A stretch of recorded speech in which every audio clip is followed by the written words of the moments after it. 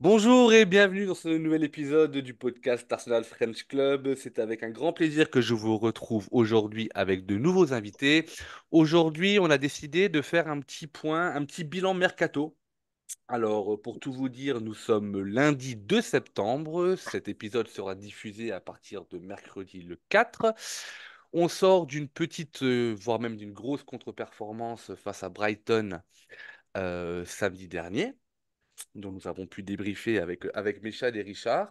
Et la trêve internationale étant là, on s'est dit que c'était le moment de faire ce bilan mercato, sachant qu'il y a eu quand même pas mal d'arrivées et de départs en toute fin du mois d'août et qu'on n'a pas eu le temps de pouvoir faire des épisodes flash mercato, pardon, comme on voulait présenter et proposer durant tout l'été, parce que tout est arrivé quasiment d'un coup. Alors, pour m'accompagner aujourd'hui, nous avons, alors quel que soit l'ordre, Jonathan. Jonathan, bonjour.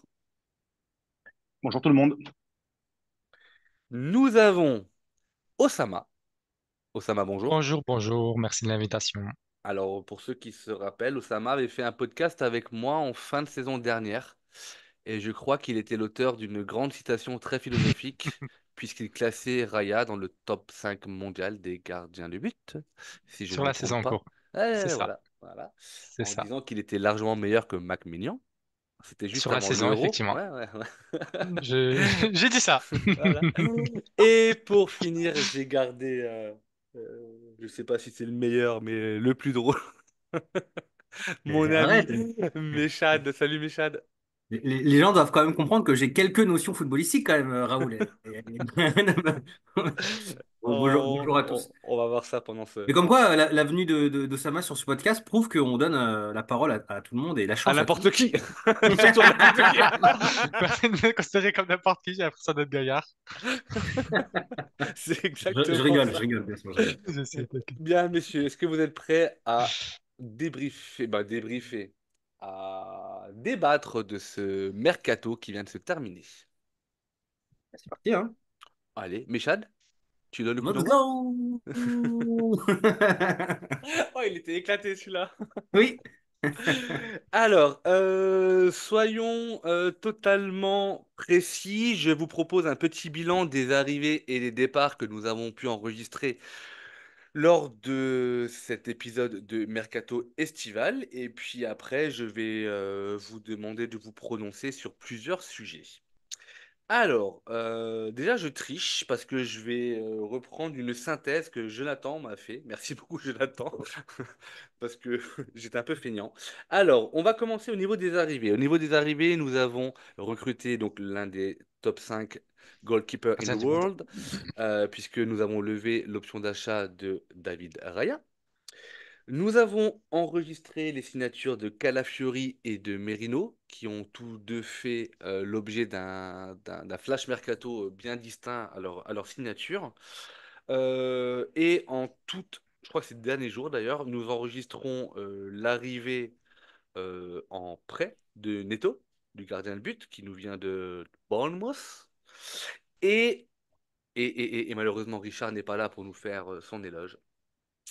Nous avons récupéré en prêt également, si je ne me trompe pas, Sterling, qui nous vient de Chelsea, qui a fait une saison dernière éclatée, mais qui, moi je dis pourquoi pas. J'étais pas de ceux qui étaient pour son arrivée. Arteta m'a pas demandé mon avis, hein, je vous rassure. Mais je me dis que, parce que quand tu regardes, il est quand même passé par Liverpool, par City, par Chelsea. Euh, Arteta l'a connu à l'époque de City. Je pense que en backup, voire même un plus-plus, ça peut être intéressant. Donc pourquoi pas, surtout que financièrement, c'était quelque chose d'assez intéressant pour nous. Au niveau des départs, alors, en prêt, nous avons Lokonga avec une option d'achat à Séville, Tavares avec une obligation d'achat à la Lazio. Nous avions Vieira a été prêté pardon, à Porto. Le gardien de but qui a pris une valise ce week-end, N ou Ein, alors je ne sais pas comment on le prononce, euh, qui est parti à Valladolid. Elneny et Okongo sont également partis Le Conga. sans indemnité de transfert, je crois. Suarez, qui était en fin de contrat, n'a pas été renouvelé et se retrouve sans club.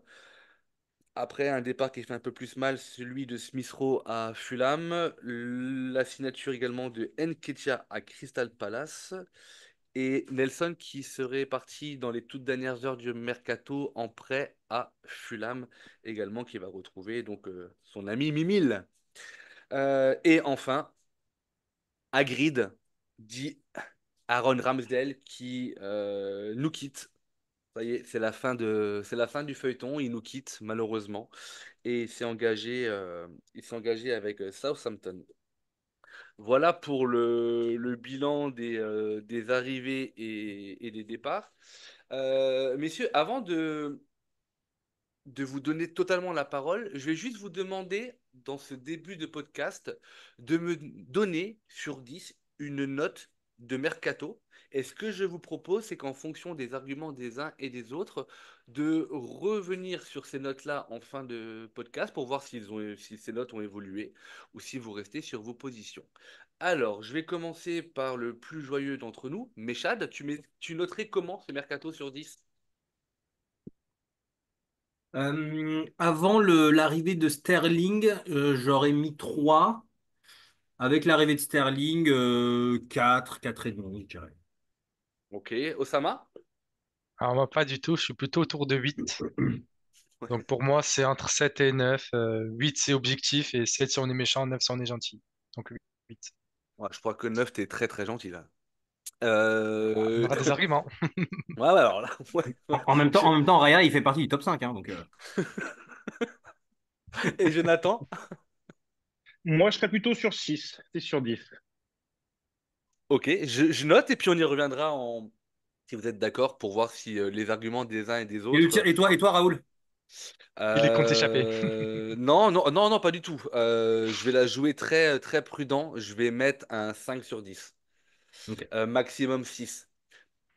Alors peut-être que du coup, je vais l'argumenter rapidement. Après, je vous laisserai la parole. Parce que on devait vendre des joueurs qui ne jouaient plus chez nous, soit parce qu'ils n'étaient plus performants, soit parce qu'ils n'avaient pas la confiance du coach, soit tout simplement parce qu'ils étaient bloqués et on a su les vendre. Je pense à Smith Rowe, Nketiah et malheureusement Ramsdale. Donc il fallait vendre, on a vendu. Il fallait recruter. C'est là où je crois qu'on perd beaucoup de points parce que moi, Merino, je ne suis pas convaincu et je ne l'étais d'ailleurs pas pendant le Flash Mercato, le podcast qu'on a pu faire.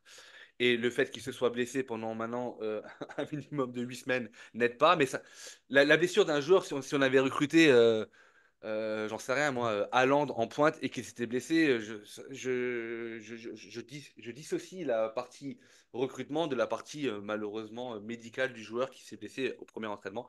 Mais c'est quand même pas de bol. On cherchait des backups devant. À part Sterling, on n'a pas trouvé grand-chose. Là où moi je suis assez satisfait, c'est qu'on n'ait pas lâché des millions et des millions juste pour dire qu'on recrute quelqu'un. Voilà, donc je trouve que c'est assez intelligent à ce niveau-là, sachant qu'on en reparlera avec Jonathan très rapidement, mais que sur le marché de la Première Ligue ou sur le marché européen, la période des transferts était quand même relativement calme. Ça ne veut pas dire qu'il n'y avait pas de bonnes opérations à faire, mais c'était quand même un des mercatos pour moi des 5 dernières années, je pense le plus calme. Limite, on s'est même ennuyé pendant cette période de mercato. Alors, je vais vous laisser la parole. Qui a envie de commencer? Alors, vous voulez procéder comment, messieurs? Je ne suis pas persuadé qu'il faille reprendre individuellement les arrivées des uns ou des départs des autres, mais peut-être d'étayer vos arguments en fonction de un joueur, d'un tel ou d'un tel qui est venu ou qui est parti. Mais qui a envie de m'argumenter sa note sur ce mercato qui vient de s'achever? Qui commence? Bah, peut-être qu'on laisse Osama commencer. Exactement. C'est ce que j'allais dire. Avec plaisir, il n'y a pas de souci. Je commençais juste pour un petit bilan financier. Rappeler qu'en termes Et de vente, on merci est aux Osama. alentours Meshad, à ton de... tour. Voilà. Non, mais financièrement, on a vendu pour à peu près 80 millions, acheté pour 100 millions, 110 millions. Donc on est quasiment à l'équilibre, sachant qu'aussi en termes de salaire, ouais. Alors c'est parce que je Quasiment parle à de salaire. l'équilibre. Et on est, ouais, alors ok, mais à Enfin, à l'échelle l'équilibre, de la on première a ligue, 20 millions, en. c'est pas beaucoup, quoi. Ouais, mais c'est pas un équilibre quand même. 20 millions, je Non, pense qu'il y a les moyens d'aller chercher. Je rappelle que Chiesa a signé à 15 Liverpool millions. pour 13 millions. Donc 20 millions, Osama, ça reste quand même de l'argent. Oui, ça reste de l'argent. Non, mais en tout cas, on a très bien vendu cette année. Pour moi, rien que les ventes seules suffisent à donner la moyenne à notre mercato. Parce que je pense que pour beaucoup, ici, si on avait dit qu'on aurait récupéré 60 millions pour Smith Rowe et Eddie Nketiah et qu'on se serait débarrassé de joueurs comme Ramsdale qui avait perdu toute valeur en n'y jouant plus du tout chez nous, et qu'on serait bon, débarrassé après les El Neni, je pense que c'était El Neni, Lokonga, Tavares, Cédric Soares, je pense que c'était déjà parti dans tous les cas. Mais pour moi, le fait d'avoir vendu ces trois joueurs, principalement aux alentours de 70 millions, c'est vraiment énorme pour moi. Donc rien que pour ça, je pense que ça mérite au moins 4 ou 5 sur 10 en termes de vente. Et en termes d'arrivée, pour moi, Calafiori, c'est l'arrivée, on va se dire, qui permet d'avoir un backup, notamment en centrale gauche, derrière Gabriel qui a joué tous les matchs. Et aussi à gauche, ça peut être le titulaire en puissance parce qu'on sait que côté latéral gauche, c'est peut-être le seul poste dans notre 11 avec ailier gauche où on n'est pas certain d'avoir un titulaire, où on sait c'est qui qu'on va mettre sur la feuille de match, avec Dzeko souvent blessé et qui a des défauts défensivement, avec Timber et Tomiyasu souvent blessés aussi. Moi, Mourinho, j'aime beaucoup la signature. C'est le genre de joueur, je pense, qu'on a besoin expérimenté, qui reste encore relativement jeune, 28 ans, il n'a pas non plus 31 ans. Je pense que c'est le profil qu'on cherchait avec Kai Havertz, qui est devenu maintenant un numéro 9, avec Xhaka qui est parti il y a 2 ans. Pour moi, c'est le genre de joueur qui peut être titulaire, qui peut être remplaçant, qui aura ses 2000 minutes, 3000 minutes et qui fera le travail. Et Sterling, c'est la cerise sur le gâteau. Alors moi, Sterling, je l'aime même pas beaucoup. Il avait fait un gros début de saison à Chelsea. Les 6 premiers mois, après, ça allait un peu plus moyen. Il a moins joué, il a moins été titulaire et ça s'est fini en eau de boudin pour lui. Après, je pense que le fait que ça soit un prêt, qu'on on le paye 100 millions de salaire au lieu de 350 millions, euh, Hein? on le 100 paye 000? 100 000 euros. Non. 100, pardon. 100 100 millions, il est 000, très bien payé, le gars. pardon, pardon, non, pardon, je veux dire 100 000 euros, enfin 100 000 euros par semaine au lieu de 350, puisque Chelsea prend en charge 250, Ouais. donc 250 000, donc on paye environ 30% de son salaire, à peu près 30%, 40%. Et on a une option d'achat à 25 millions d'euros. Pour moi, en fait, si Sterling était venu avec un salaire, on le signe sur 3 ans, 4 ans, avec son salaire à 350 000, ça aurait été pas du tout le même débat. Pour moi, on le vient en prêt. En fait, il est capable de jouer 2000 minutes, comme ce qu'il a fait à Chelsea. Les 2 dernières saisons, il a joué 2000 minutes, 10 buts assists. Pour moi, c'est en fait, s'il fait la même chose à Arsenal, ça serait un succès. S'il vient, il fait. On n'attend pas énormément, on le fait à bas prix. Et en fait, dernièrement, pour moi, si on regarde le mercato des grandes équipes, ben, il y a Tottenham qui ont fait Solanke et c'est tout. Manchester United, ils ont fait des joueurs comme De Ligt, Ugarte, Zirke et Mazraoui. C'est pas non plus, on se lève pas de sa chaise, quoi. Quand on regarde Liverpool, ils avaient besoin d'un 6, ils n'ont pas acheté 6. Ils avaient besoin d'un défenseur, ils n'ont pas acheté un défenseur. Ils ont juste acheté Chiesa à 15 millions, qui semble un bon coup financièrement, mais personne n'y allait à ce prix. Donc ça semble quand même un gros pari parce que je pense que si à personne à ce prix que le prix est autant descendu au fil des jours, je pense qu'il y a quelque chose derrière, il y a une raison. Et quand on regarde City, même City, ils ont fait Gundogan, qui est venu du Barça à 33 ans peut-être, ou 31 ans, mais en tout cas assez vieux. Ils n'ont pas signé de joueurs derrière Rodri, ils ont pas signé, ils ont vendu Alvarez, ils sont donc affaiblis à ce niveau-là, ils n'ont pas signé de backup neuf. Pour moi, en fait, dans les tops équipes en Première Ligue, quand on regarde, bah, on a fait mieux qu'eux aussi. Donc ça, pour moi, ça joue aussi, le fait que par rapport aux autres, on fait mieux. Voilà, je vous laisse Ok, me ouais, ouais, ouais. contrer. J'ai presque pas mentionné le top 5 gardiens au monde, mais bon. Ouais, très bien, non, mais te sens pas obligé. T'as quand même dit que le départ de Ramsdale était une bonne chose et qu'il avait perdu toute valeur parce qu'il avait très peu joué. Euh, Bah, moi, je reste déçu de son départ, mais je reste même déçu de la valeur à laquelle il part. Après, voilà. On l'a quand même acheté 28 millions pour le vendre Mhm. 21,5, je crois, ou 21,8, j'en sais Ouais, rien. 21, 22 par là. On perd 6 millions sur un gardien qui, potentiellement, et sincèrement, je le pense, s'il avait été titulaire l'année dernière avec Arsenal, faisait l'Euro en numéro 1 avec l'Angleterre. J'en suis persuadé. Mais bon, après, voilà. Merci beaucoup Osama, pardon, pour cette première approche et cette explication sur ta vision du mercato. Il y aura pas mal de choses à dire, mais en tout cas, on voit que c'est argumenté et que c'est assez clair dans ta tête à toi, déjà, c'est déjà une bonne chose. On va voir avec Jonathan et avec Méchal ce qu'ils en pensent, et je pense qu'ils vont probablement nuancer certains de tes propos. Alors, qui s'y colle? Jonathan, vas-y, je t'en prie. Ok, ok. Bah, merci Osama déjà pour tes arguments. Il y a pas mal de points où je te rejoins.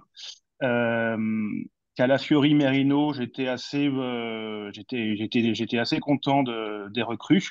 Après, c'est vrai que Merino, bon, bah, c'est un peu la faute à pas de chance. Après, au niveau des arrivées, bah, il y a Neto, où ça me fait un peu tiquer sur certains points. Alors, c'est très bien. Il a une grosse expérience PL, il a du leadership, c'est le capitaine de Bournemouth. Je pense qu'il sait aussi pourquoi il vient, de toute façon, hein. On a bien dû lui expliquer. Par contre, Neto, il va jouer quoi cette année? Parce que il va pas jouer la Première Ligue. Il peut pas Je jouer une des doute deux coupes. qu'il peut pas jouer la Carabao Cup parce qu'il a déjà joué avec Bournemouth et il va pas jouer la Champions League. Donc ça lui laisse pas beaucoup d'espace. Pas beaucoup Il a FA d'espace Cup. déjà. Oui, la FA Cup, mais la FA Cup, si on a un peu de chance et qu'on commence à avancer dans les tours, enfin, je vous rappelle que l'an dernier, on s'est fait éliminer de FA Cup au mois de janvier par Liverpool. Donc, est-ce que Arteta, si on a un scénario similaire, utilisera cette stratégie-là? J'en doute. Donc, malgré tout, ça lui laisse quand même pas beaucoup de place à prendre. Si, Dieu nous en garde, Raya se blesse, bah derrière, c'est lui ou c'est Tommy Sedford qui a 18 ans. Donc, c'était sûr qu'on n'allait pas prendre une upgrade sur Ramsdale, mais là, il y a quand même un gouffre. Et on s'est retrouvé un petit peu dans un corner à ce niveau-là, bah, parce que, bon, je reviendrai après pour les raisons du départ tardif de Ramsdale, mais le fait qu'on se rapproche de plus en plus de la date limite fait qu'on a de moins en moins de poids.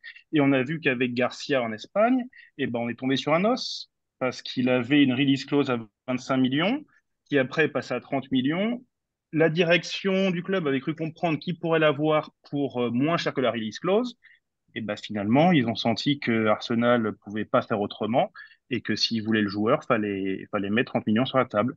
Donc Edu a réussi à trouver une situation alternative qui est Neto, mais je sais pas, c'est très viable. On a quand même une situation au niveau des gardiens depuis qu'Arteta est au club qui est qui bouge beaucoup. Euh, Raya, c'est le troisième numéro un en poste depuis qu'Arteta est là. On a eu Leno, Ramsdale. Maintenant, Raya, au niveau des backups, c'est un petit peu la même chose. On a eu Martinez, on a embauché un Runarsson, on a embauché un Matt Turner. Là, on part sur un prêt. Donc, ça veut dire que ça, c'est une question qu'on se reposera la saison prochaine. C'est pas un dossier qui est clos.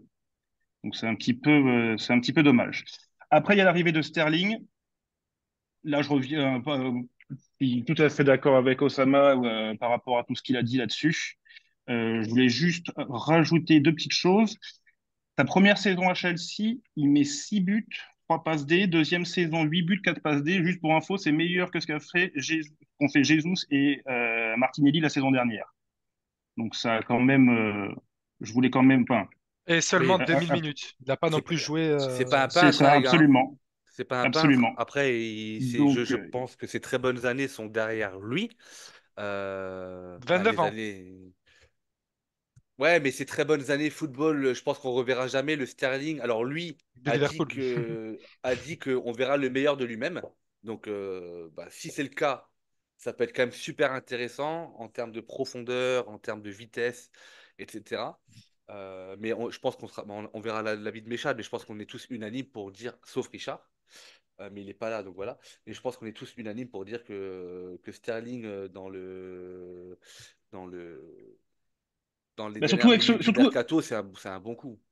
surtout avec le schéma financier en place. Là, c'est vraiment très bien. Là, c'est vraiment très bien. Ensuite, au niveau des départs, il y a eu il y a eu des beaux départs. Ok, il y a eu Smith Rowe à Fulham, très bien. Nketiah, Crystal Palace, très bien. Nelson en prêt.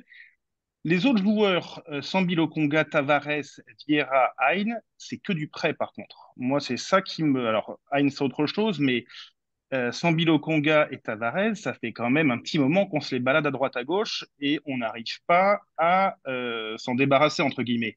On a peut-être un peu d'espoir avec Tavares. Je crois qu'il a fait un bon match ce week-end. Il a été élu homme du match, si je dis pas de bêtises, avec 2 passes D pour la Lazio, c'est pas mal. Sambi, c'est un peu plus compliqué. C'est un peu plus compliqué. Et autant Tavares, il a une obligation d'achat, Lokonga, c'est qu'une option. Donc c'est pas sûr. Dernièrement, on finit avec Ramsdale.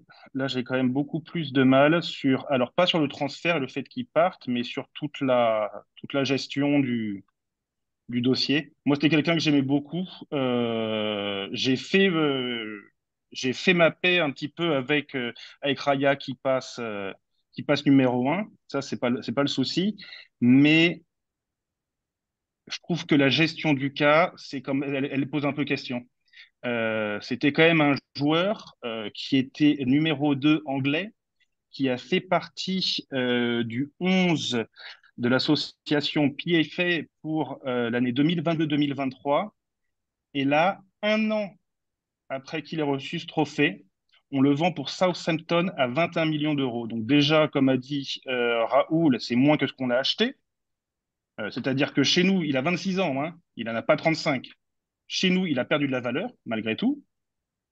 Euh, et il part dans un club qui, s'ils ont de la chance, s'ils se débrouillent pas trop mal, seront dans le haut de la deuxième partie du tableau, parce que je les vois quand même, j'ai quand même du mal à les voir intégrer le top 10. Euh, donc je trouve dommage. Je pense que si on lui avait donné plus de visibilité, il aurait pu partir dans un club un petit peu plus premium, si je puis dire, où on aurait pu le vendre plus cher, où lui aurait pu avoir d'autres attentes aussi et réaliser d'autres choses. Là, il part à Southampton, qu'est-ce qu'il va faire? Au mieux, ils évitent la relégation et ils finissent 12e. Donc, je suis quand même un petit peu déçu pour lui. Euh, et oui, je pense que toute cette gestion, mettre Raya en numéro un, il s'est un petit peu fait placardiser après les propos de son père dans un podcast, ou quand il a déclaré qu'il ne pouvait pas être concentré pendant 90 minutes. Ça lui a un peu porté tort. Et je trouve ça quand même, Et je trouve son ça quand même entrée aussi, dommage. face à Brentford, où il avait dû jouer face Après, à Brentford et il avait concédé un but après une passe ratée. mais alors après, tu regardes un petit peu, ouais, il a quand même joué 12 matchs la saison dernière, hein. Il a joué 12 matchs. 6 matchs de PL, 5 victoires, un nul où il encaisse 5 buts. Ça fait quasiment un but par match. Il y a la Carabao Cup, où il a fait 2 matchs, dont la défaite face à West Ham, la défaite contre Liverpool, on s'en souvient en Cup, et il a fait un match de C1, plus le Community Shield, mais c'est autre chose. Donc, je sais pas, moi je pense qu'il aurait pu bénéficier d'un peu plus de visibilité. Il y a peut-être certains matchs en première ligue où peut-être il aurait pu jouer quand Arsenal était dans sa bonne période, en sortant du camp de Dubaï, enchaîner les grosses victoires. Il était un super gardien l'année d'avant, on aurait peut-être pu donner un peu plus. Et peut-être que si on lui avait donné un peu plus, il aurait pu Et attirer des clubs comme Chelsea, comme Newcastle, et partir pour, je sais pas, un 30 millions. Et surtout, il aurait pu partir plus tôt dans le mercato, parce qu'on l'a quand même vendu dans les dernières 48 heures. hmm. Et je suis d'accord qu'il y a une équipe à la direction d'Arsenal. Edu n'est pas tout seul, il est aidé par Richard Garlick qui gère les contrats, ce genre de choses. Mais néanmoins, il devait occuper quand même une bonne partie de la concentration de l'équipe qui gère les transferts. Et donc, tout ce travail qui est fait pour lui trouver une porte de sortie, elle n'y est pas sur un autre dossier comme le renfort d'un offensif. Parce que le Ouais. renfort d'un offensif, ça fait longtemps qu'on en parle. Bon, il y avait eu la piste Sesco. Sesco, ça s'est pas fait parce que Sesco voulait aussi que son transfert à lui soit réglé avant le début de l'Euro, alors qu'Arsenal préférait que ça soit fait après le 30 juin pour que ça passe sur une autre année financière. Donc là, ça n'a rien donné. Nico Williams, ça n'a rien donné non plus. Edu l'a dit, hein. Edu a dit que Sterling n'était pas du tout dans leur plan. Donc, si la piste Sterling ne s'était pas euh, officialisée, qu'est-ce qui serait passé? On aurait gardé un Nelson, ça reste quand même un peu bancal. Pour moi, d'attendre les dernières 48 heures d'une fenêtre qui dure 2 mois et demi, ben, je comprends que. Alors, je ne suis pas à critiquer les choix qui sont faits et je fais confiance dans la direction du club pour prendre les bonnes décisions. Mais je veux dire, on est quand même Ça un donne une club, ça marche parce qu'il y a impression, ça, ça marche parce qu'il y a des fans, des supporters. Et je pense que c'est normal que tout en étant respectueux de ce qui se passe, on puisse quand même se poser des questions et se dire, non mais attends, s'il n'y avait pas eu Sterling qui s'était débloqué et qu'on avait réussi à gérer le super contrat qui a été géré, qu'est-ce qui serait passé? mm. Ouais. Mm. Donc c'est pour ça que moi, je nuance un peu. On s'en tire très très bien, mais je pense qu'il y a encore des progrès à faire, mais pas que dans la gestion du mercato, à partir du moment où il s'ouvre et il se ferme, mais dans la gestion des talents qu'on a dans la maison et qu'est-ce qu'on va en faire suivant leur développement. Voilà, Ouais. c'était un petit peu mon point, moi. Après, avant de donner la parole à Mechad, je veux dire, Ramsel, pour faire une année comme il l'a fait, il fallait le vendre l'année dernière. Et là, on gagnait de l'argent. Tu récupérais Raya un peu plus tôt, tu le mettais dedans. Mais indépendamment de ça, je sais pas ce que vous en pensez. euh, Moi, Ramsel, je suis pas sûr que son poste de numéro 2 était un problème pour lui, Arsenal. Ça, je suis pas d'accord. J'ai pas dit, c'est pas ça que je suis pas sûr. Parce qu'en tout cas, J'espère que c'était un problème pour lui, hein, parce qu'avec le niveau qu'il avait et comme avec ouais, l'effet qu'il a eu sur les supporters, ce mec-là, j'espère qu'il avait envie d'aller chercher plus, hein. parce que tu regardes, il fait quand même le choix du cœur en retournant à Southampton. Je me dis qu'un gardien de son niveau, si tu prends les 5 plus gros championnats européens, il y avait quand même de la place pour lui. Sensiblement, il voulait rester soit en Angleterre, soit quelque chose qui lui a un projet plus de cœur que de projet sportif. Et si mon hypothèse est juste et que cette place de numéro 2 le dérangeait pas plus que ça, euh, bah là, moi, j'aurais tendance à dire que pour 20 millions de ventes, autant le garder. Parce que si Raya se pète, on avait un vrai numéro 1 bis. Mais après, pour le joueur en lui-même et pour ce qu'il a fait pour le club en très peu de temps, parce que finalement, on l'aura vu que 1 an et demi, il était.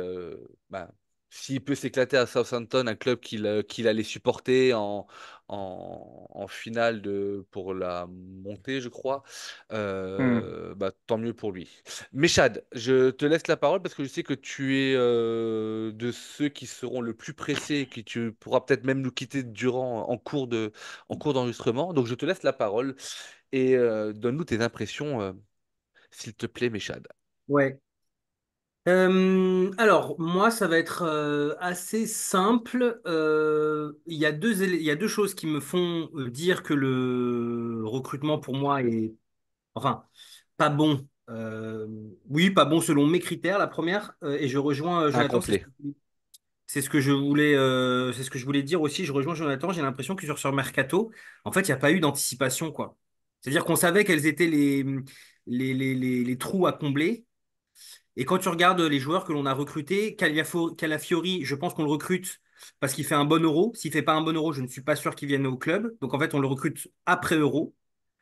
Le seul joueur qui était pisté avant l'euro, c'était Merino, éventuellement. Merino qu'on a tardé, mais je ne sais pas pourquoi on a pris autant de temps à faire Merino. Sterling, c'était pas prévu. Et de toute façon, quand tu fais une venue de dernière minute, bah, c'est que c'est pas prévu, hein. Donc voilà. On avait besoin d'un neuf, il n'y a pas de neuf. Gabriel Jesus se blesse un match sur deux.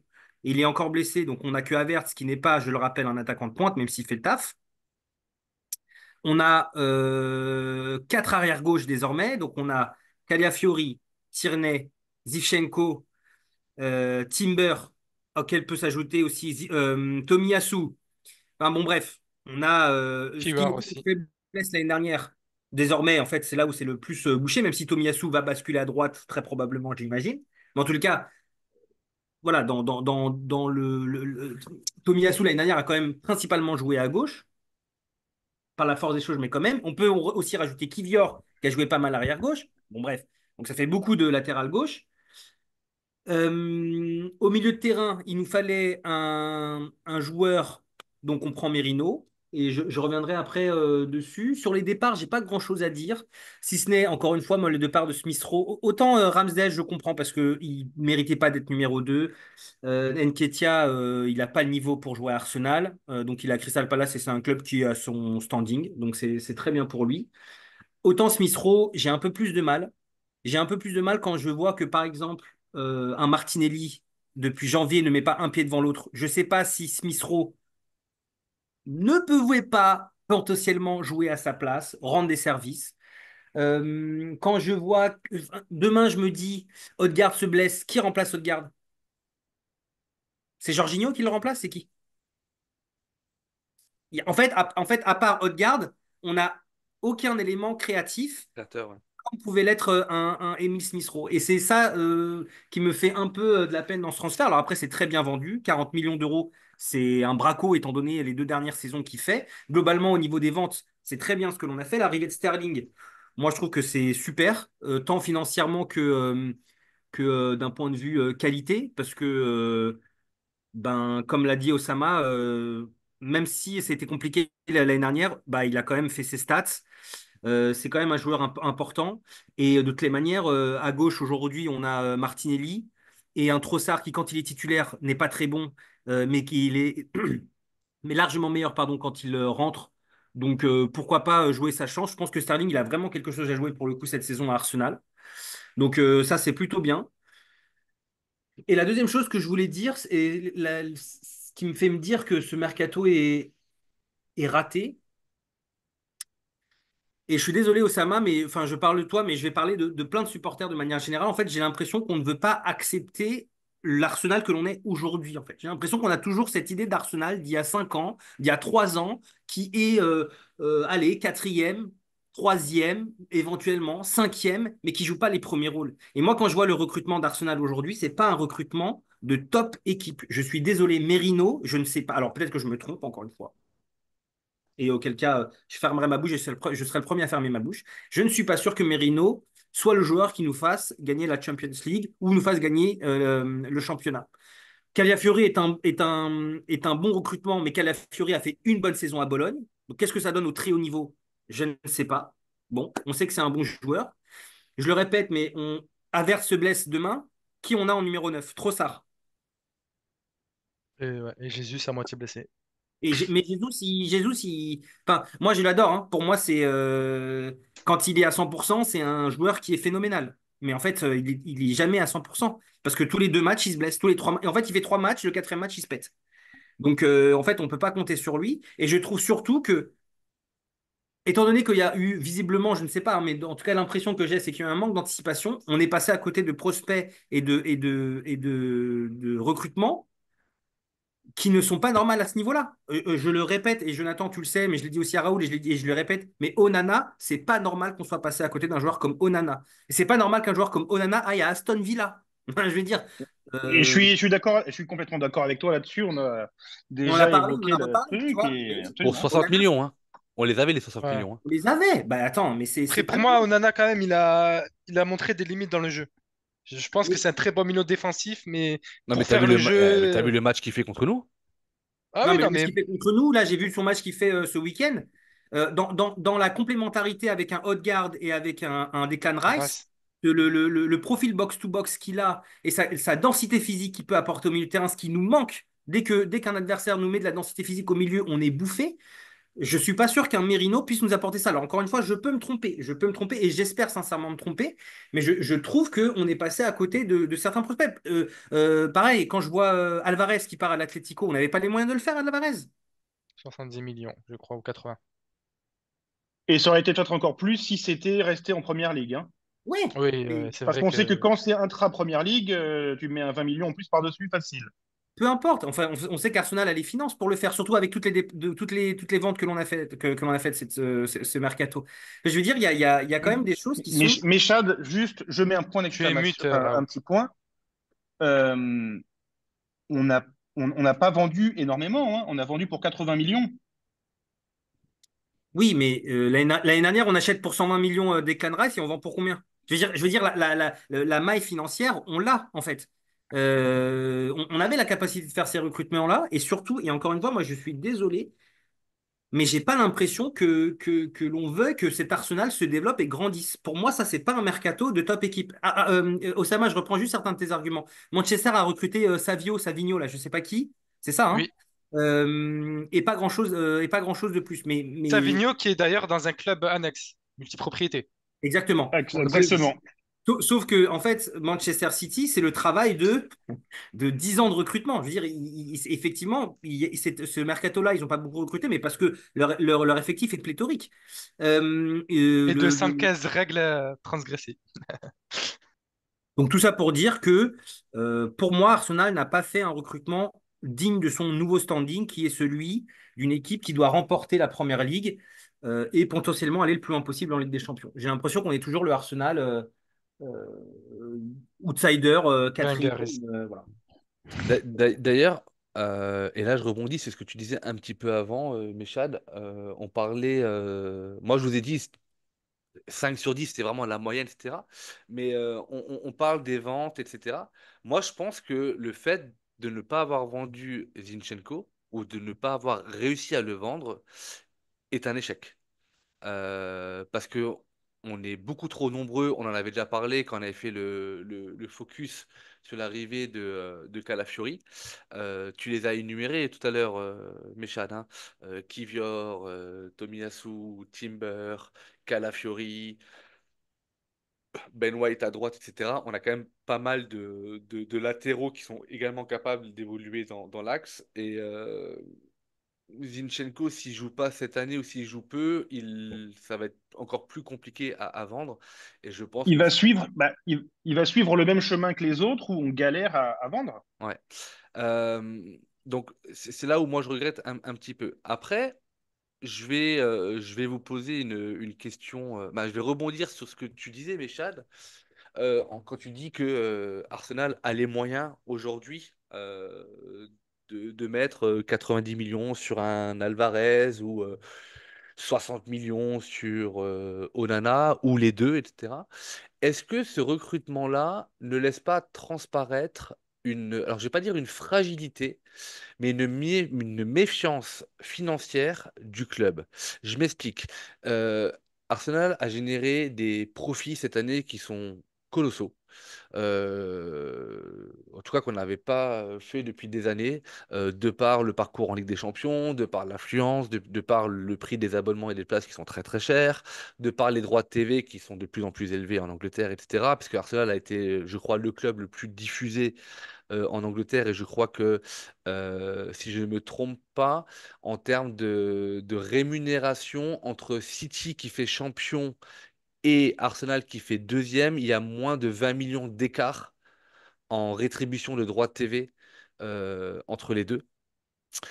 Donc on a généré beaucoup d'argent, mais il faut aussi se rappeler que quand Arteta il arrive et qu'il reprend les rênes, on a quand même beaucoup recruté pour essayer d'avoir une équipe plutôt cohérente pour sa première année pleine.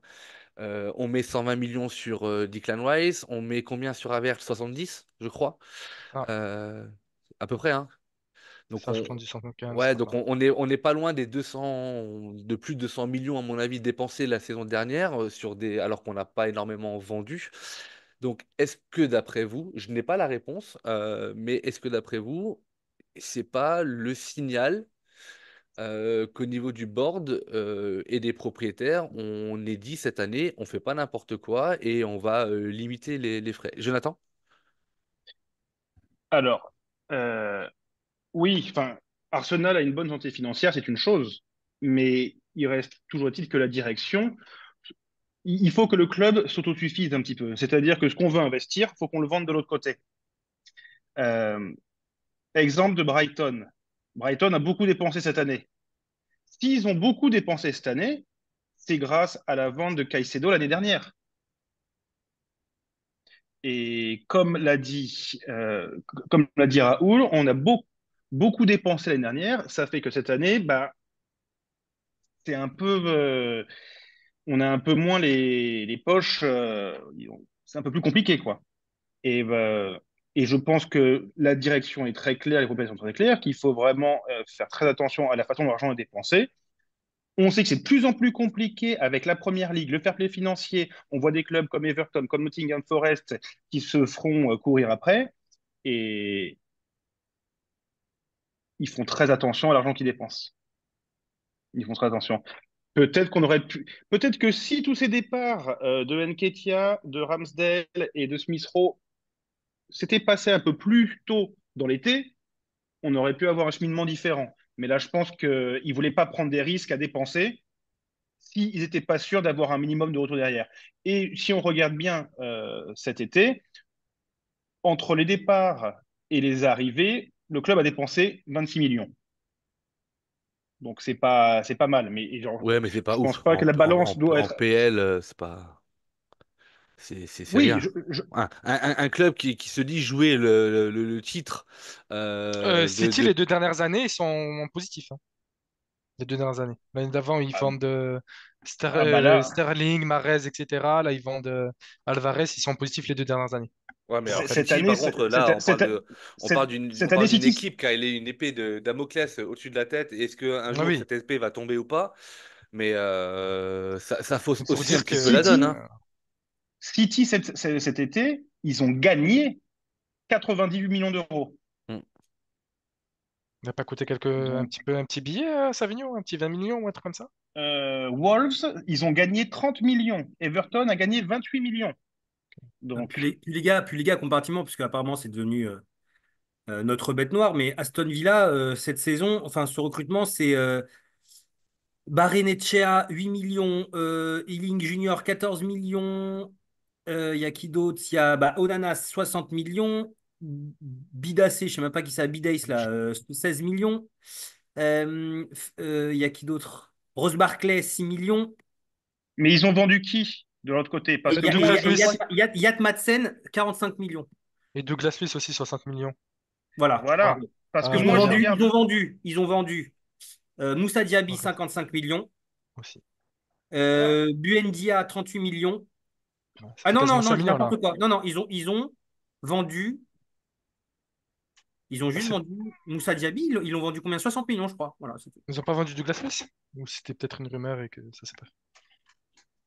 Je check. Bon, Bref. en tout cas, moi, ce que j'ai, c'est que dans les clubs autour d'Arsenal qui ont dépensé la même somme d'argent entre les arrivées et les départs, tu as Arsenal à 22 millions et tu as Aston Villa juste au-dessus à 26, qui ont plus ou D'avoir moins la même balance que nous. Liverpool pas loin aussi. Peut-être un peu. Liverpool, ils ont gagné de l'argent, eux. Ils ont gagné 5 millions.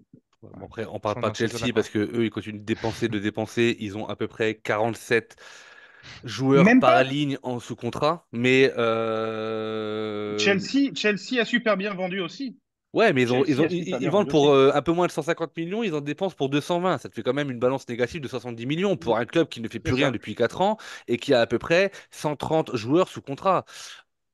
Chelsea, D'ailleurs, Raoul, juste, oui. enfin, juste un petit point sur l'arrivée de Sterling, parce que j'ai vu partout que Sterling, c'était pas une bonne recrue. Juste, je précise un truc. Chelsea, depuis 2 ans, 3 ans, c'est le caniveau, hein. Je veux dire que pour Ah oui. sortir une bonne Mhm. saison à Il y Chelsea, a que Palmer, ouais. bah, et ouais, et donc c'est pour dire la performance extraordinaire de Cole Palmer la saison dernière. Mais globalement, Chelsea, depuis 2 3 ans, c'est le caniveau. Enfin, je veux dire, le niveau affiché à Chelsea, il est lamentable, hein. Je veux dire quand même que la saison dernière, la défense centrale titulaire, c'était Dizazi, Badiachil. Je ne sais même pas si cette défense centrale, cette axe centrale, est titulaire. Enfin, elle était titulaire à Crystal Monaco. Palace, Ouais, des voilà. trucs Enfin, comme je veux ça. dire, c'est bon. Donc réussir quand même à stater dans une équipe qui joue aussi mal avec des joueurs beaucoup moins talentueux qu'on a pu connaître à Chelsea. Moi, je pense que Sterling, je le répète, mais ça va être une très bonne surprise pour nous. Bah, Option à 25 millions, il on le faut rappelle. il faut le souhaiter. Maintenant, là où je rejoins aussi l'un des arguments de Mechad, et qui pour moi est très important, c'est que Arteta qui veut absolument doubler des postes, etc., autant en défense, qu'elle soit centrale ou les défenseurs latéraux, pardon, en termes des backups, il faudrait quand même beaucoup de blessures et de scénarios catastrophes et de suspensions, mais vu qu'on est assez nerveux en ce moment, pour se retrouver un petit peu dans la muise. Et là, je vais aborder mon dernier sujet. Autant, je suis d'accord avec Mechad quand il dit qu'en termes de backup, le backup à Ødegaard, aujourd'hui, il est fantomatique. C'est Casper le C'est fantôme. Nwaneri qui a 17 ans. On n'a pas de backup. Et du coup, merci Osama, mais c'est là où je veux en venir. Dernier sujet pour moi où j'aimerais vous entendre, messieurs.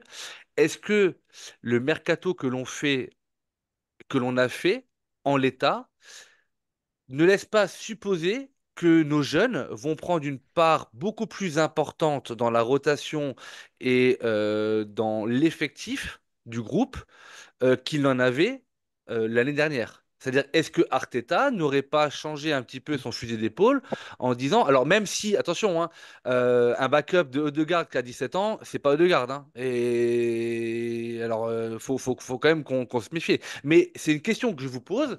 Est-ce que la résultante de ce mercato n'est pas que on est presque dans l'obligation de faire jouer nos jeunes et qu'ils soient directement performants? Parce que, avant de vous laisser la parole, je voudrais juste souligner une chose, c'est que le mercato d'Arsenal comparé au mercato global, excepté, bien entendu, et je l'entends, Mechad, mais on en a déjà parlé tellement de fois entre nous ou sur les différents podcasts qu'un joueur comme Onana devait intégrer une équipe comme la nôtre plutôt que d'aller à Villa. Mais soit on n'en voulait pas, soit il n'était pas du tout dans la typologie de joueurs que l'on recherchait. Mais je suis quand même j'en serais quand même très surpris. Euh, mais est-ce que c'est pas est-ce que c'est pas la bonne surprise cachée dans un recrutement comme ça? Dans un recrutement de PL qui est quand même, je trouve, le plus dégueulasse depuis les 5 dernières années, quoi. Moi, je vais Alors, rappeler quand même un petit contexte, si je me permets. Déjà, c'est que c'est la première fois depuis 4 ans qu'il y a un mercato après une compétition européenne, mondiale, parce que à l'époque de la Coupe du Monde, c'était en hiver. Et donc, je pense que le fait qu'il y a eu cet Bah, il y euro avait un a beaucoup mercato à... hivernal. Oui, mais je veux dire, il y avait Oui, pas mais c'est quand que même le pas la même mercato chose. estival avait un mois quasiment sur deux qui n'existe pas à cause de cette compétition. Il y a quasiment un mois sur les deux qui n'a pas existé à cause de la compétition de l'Euro. Et il y a 4 ans, c'était pas le cas parce que c'était pendant l'hiver. Et Mm. enfin, je pense aussi que financièrement, comme ils l'ont mentionné, le fair play financier a fait peur à tout le monde avec des clubs comme Everton, Nottingham qui sont pincés. Côté Serie A, c'est encore pire. Côté Liga, avec la nouvelle règle, on voit le Barça qui galère à signer un joueur. En fait, si on remarque le mercato, en termes de grands joueurs, il y a eu Olise au Bayern, il y a eu, bon, Onana, c'est pas un grand joueur. Il y a eu qui en fait comme grand joueur? Il y a eu peut-être Alvarez, Mbappé au Real. Mbappé gratuit qui est sur les tuyaux depuis 7 ans et qui est gratuit. Donc en fait, moi je pense que aussi en fait, quand moi dit on devait signer des grands joueurs, en fait, les grands joueurs sont pas là toutes les années. Quand les années sont là, ben, on fait Rice. Et pour moi, je pense que l'année prochaine, on fera des joueurs type Musala, type Rodrigo qui seront peut-être disponibles. C'est une petite Bah, parenthèse. on espère. En tout cas, je l'espère. Mais et pour répondre à la question des jeunes, moi, c'est vrai que le poste derrière Odegaard, je suis inquiet parce que je trouve notamment le prêt de Fabio Vera, même s'il n'a pas joué, et la vente de Smith Rowe, fait qu'en fait, on a vendu deux joueurs qui pouvaient jouer à ce poste-là. Mm. Et parmi les recrues, que ce soit Merino, Sterling ou voilà, bah, c'est pas des recrues qui peuvent jouer au poste de numéro 8 ou 10 que joue Odegaard. Donc c'est vrai qu'à ce niveau-là, j'ai l'impression que Arteta fait confiance à Noiri ou à quelqu'un notamment qui est le prospect le plus vu avec Lewis Kenny dans notre effectif. Mais connaissant Arteta, il va jouer les mêmes 25 joueurs et il va très peu jouer les jeunes en fait pour moi. C'est Arteta. C'est pas le genre à faire lancer Nelson s'il est pas bon, il va pas jouer. Vieira quand il est pas bon, il va pas jouer. En fait, pour Arteta, si le joueur n'a pas le niveau, il va pas le faire jouer. Et je pense pas qu'un joueur tout talentueux qui soit, Noah Neri, a le niveau pour jouer dans un club qui vise 90 points et la finale de Ligue des Champions. Ouais. Oui, non, Je l'espère, hein, mais je pense pas qu'il Raoult, a. Hein. enfin, on a vu les trois premiers matchs Ouais, bien sûr. d'Arsenal. Non, Euh, mais en fait, Mechad, ce qui est vachement intéressant, parce que Osama, il dit, c'est que avec tout ça, et avec tous les arguments, d'ailleurs, on va y arriver, il arrive quand même à mettre une note de 8 sur 10 voire même 9 il avait dit. On est quand même Si sur on un. est positif. Ouais, non, mais mais là, faut Osama, il est être. positif. Ah Osama, il là. est positif.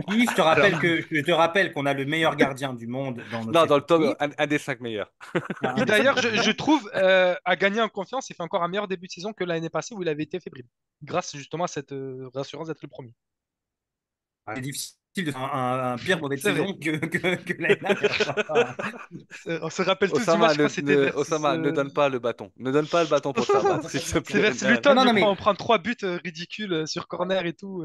en tout cas, pour répondre à ta question, Raoul, on a vu les matchs depuis le début de la saison et on a vu que c'était toujours les mêmes joueurs qui rentraient, toujours les mêmes joueurs qui sortaient. Je veux dire, voilà. Enfin, pour moi, on reste dans la même logique parce que c'est sa logique à lui. Moi, je l'ai dit dans le dernier podcast, il a une vision pour Arsenal, une tactique mise en place qui ne concerne que certains joueurs au sein de notre effectif et que tous ne sont pas concernés et que on aura beau me dire ce qu'on veut sur Nwaneri et son talent, mais ça reste un gamin de 17 ans qui doit remplacer, enfin, si tant est qu'il le remplace, le meilleur joueur de notre effectif. Je suis pas sûr que tu donnes les clés à un garçon de 17 ans aujourd'hui, surtout à Arsenal, dans encore une fois, l'Arsenal que l'on est aujourd'hui, c'est-à-dire un prétendant au titre. C'est tout. Donc non, je Après, pense pas. Je pense pas que ce des soit pépites de 17 ans, il y en a, hein. je- Il y a Mainou, c'est le plus proche et qui arrive à être titulaire à United. Oui, mais pareil, Qui joue United, le top Osama, c'est 6. le Voilà. Osama, United, c'est le Oui, je suis caniveau, d'accord, c'est hein. pareil.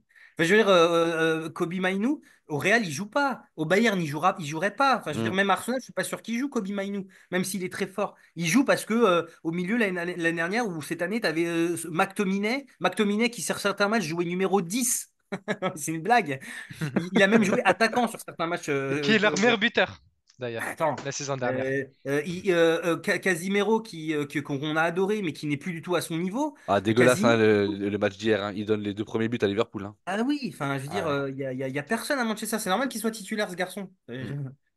Non, mais oui, je suis Messieurs, d'accord, moi, j'ai pas est-ce, d'espérance, quoi.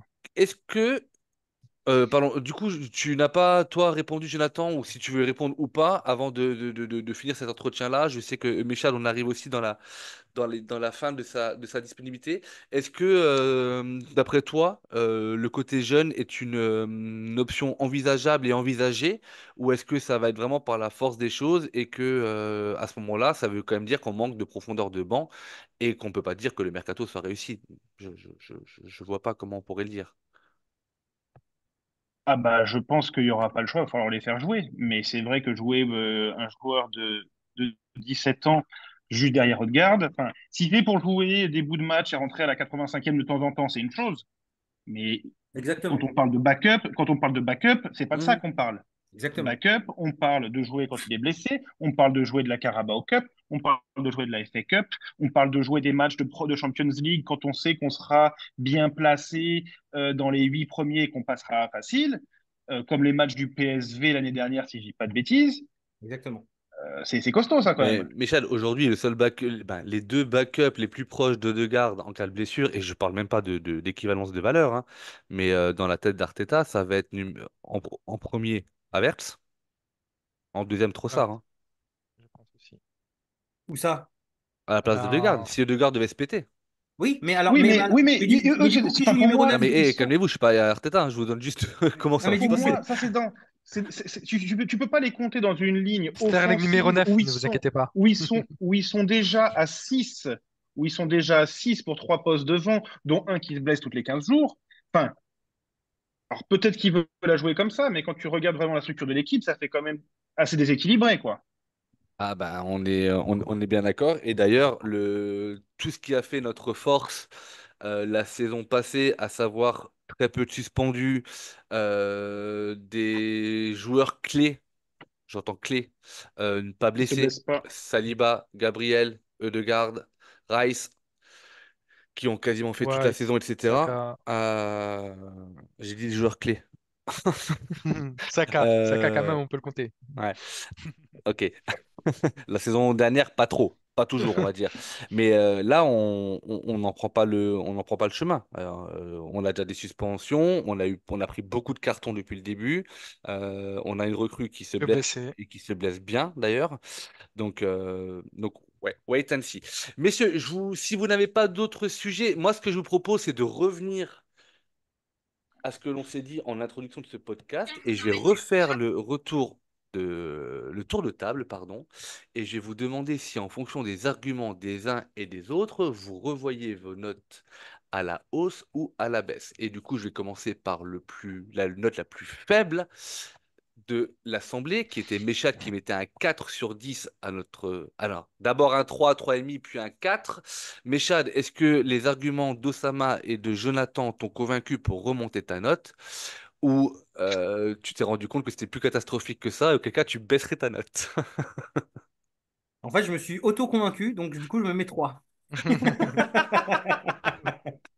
Non, J'adore. mais, Pire, quoi. non, alors, pardon, Osama, je ne suis pas convaincu parce qu'encore une fois, pour moi, c'est pas du standing de cette équipe d'Arsenal. Ça aurait été du standing d'Arsenal d'il y a quelques années, mais aujourd'hui, c'est pas de son standing. Sterling sauve le mercato pour moi. Et globalement, avec Jonathan, on est d'accord. C'est juste que Jonathan est plus sympathique. J'ai une question un peu yes no question. Est-ce que vous pensez qu'avec le mercato on s'est renforcé? Non. J'arrive même pas à répondre à cette question, Osama. Je sais Ouais, pas je trouve trop. la question intéressante, elle me venait comme Moi, ça. Voilà. je pense que oui. Nelson, Smith Rowe, Nketiah, ils ont eu quoi comme impact l'année dernière? Smith Rowe, il a eu son man of the match contre Luton au retour. Nelson, Nketiah a mis 3 buts contre Sheffield, un triplé. Ah, c'est plus ou moins tout pour ces trois-là. Tous ceux qui sont partis en prêt, on les a quasiment pas vus. Ramsdale a Je pense joué qu'on 12 s'est, ouais. matchs. Si, on s'est renforcé. Si, on s'est On s'est renforcé. renforcé pour moi. On s'est renforcé avec On s'est renforcé, Sterling. mais pas de façon significative. Voilà, c'est ça. Ex- Exactement. J'entends. Sachant que pour l'instant, on n'a vu aucune de nos recrues faire évoluer et faire un match complet. Donc déjà, va peut-être falloir voir comment ils vont s'intégrer à l'équipe. Mais Je si, pense, t'as vu Raya. Bah, t'as vu Raya. j'ai vu, c'est vrai que c'est une recrue, oui, c'est vrai que j'ai oublié. Mais Calafiori, on a vu que des bouts de match et je sais que toi et Richard, vous trouvez ces entrées de match très très intéressantes, mais à voir comment il va intégrer le 11 de départ en PL sur des matchs complets. Pour Merino, il va falloir être très patient. Et puis pour Sterling, moi, je pense que C'est jouera au je prochain match, pense hein. on devrait le voir courant du mois de septembre sur les matchs d'après trêve internationale, mais je pense pas qu'il sera titulaire d'entrée euh, sur des Bah, sur des gros il matchs. Mais risque, après, wait and see, on verra. Je sais pas. Parce que Sterling du coup, il risque pas de partir avec l'Angleterre non plus. Donc, s'il se fait 15 jours à Colnave sans se intensif, blesser, ouais. Après, sans se blesser, la chance de Sterling, s'il y en a une, c'est la méforme de Martinelli à Martinelli. gauche et ce côté super sub de Trossard qui n'arrive pas à, comment dirais-je, concrétisé. à concrétiser quand il est titulaire. Jonathan, de ton 6 sur 10, est-ce que tu modifies ta note ou pas? Non, je reste sur 6. Ok, Pareil, Sterling, c'était la bonne surprise de la fin de saison. Et malgré qu'il soit beaucoup de prêts et qu'il y a eu quand même relativement peu de ventes, ces prêts, ça fait quand même de la masse salariale que le club n'a pas à payer. Donc, 6. ok. Et Happy Osama? Moi, je vais complètement laisser tomber le 9, je vais vous faire plaisir. Non, Je mais pense non, que. mais pas question de Je faire sais. plaisir. Faut être convaincu de ce que tu dis, hein, Non, moi, je pense que les 9 vos c'est arguments. trop. Oui, je Moi, je pense, pense que je je pense mets quand aussi, ouais. même un. Je pense que c'est clairement entre 7 et 8. Et j'entends vos 6. En fait, je pense que le mercato en soi a une valeur de 6 ou 7. Mais le fait que le mercato général européen est pourri et qu'aucun a fait mieux, je pense que je mets un plus 1 par rapport à vous, qui fait que je suis plus autour de 7-8. Voilà, c'est parce que vraiment, en fait, je pense que comparé à ce qui était possible de faire et ce que les autres ont fait, pour moi, ça joue dans le fait que c'est plus 7-8 que 6-7, quoi. Donc, je Ok. dirais 7,5. Bon. Ça, donc, Méchad de 4. Jonathan, tu m'as dit 6, si je me trompe pas. Méchad, non, pardon, Méchad 4. Jonathan, tu dis 6. Osama, il met 7,5. Moi, je vais vraiment rester sur mon 5. Et ça nous fait une moyenne de 5,5. Voilà. Donc, Au-dessus de la moyenne. on est. Alors, ouais. Mais je suis pas sûr que à Arsenal, les supporters soient vraiment satisfaits d'un recrutement avec des ambitions que l'on a avec une note de 5,5. Alors, pour terminer, messieurs, et à nos amis auditeurs, on va essayer de mettre en place une sorte de sondage sur ce podcast-là. On vous laissera soit mettre une note, on en parlera avec Méchal encore et avec Richard avant la publication la mise en ligne du podcast, mais soit de mettre une note, soit soit trois objectifs, je sais pas moi, raté, réussi et moyen, j'en sais rien. N'hésitez pas à nous donner vos arguments et vos avis sur les différentes choses que vous avez pu entendre. Et donc ça, c'est pour de l'instantané. Donc quand vous nous écouterez, au mieux, on sera le mercredi 4, voire le jeudi ou le vendredi pour ceux qui ont un petit peu de retard. Et puis, je vais quand même profiter avant de saluer tous mes invités pour vous dire de rester bien, bien attentif sur les ondes du podcast Arsenal French Club parce que Meshad est un peu dans le secret puisqu'il a participé à un enregistrement que je vous annonce assez dingue. C'est un hors-série qui sort samedi. Et j'espère qu'il sera à la hauteur de ce que l'on a mis comme cœur et comme stress et comme passion à le faire. Mais ouais, il y a une petite bombe qui arrive. On peut dire ça comme ça, Michel? Ouais, je pense, ouais. Bon, allez. Messieurs, je vous remercie. Je vous souhaite une très bonne semaine. Si vous avez des enfants qui sont rentrés, ben, je leur souhaite, j'espère que la rentrée s'est bien passée. Trêve internationale, donc du coup, on va pouvoir un petit peu se reposer. La France joue contre l'Italie vendredi, donc ça sera Saliba contre Calafiori, si les deux sont titulaires. Et samedi, côté anglais, les Anglais se déplacent en Irlande, je crois.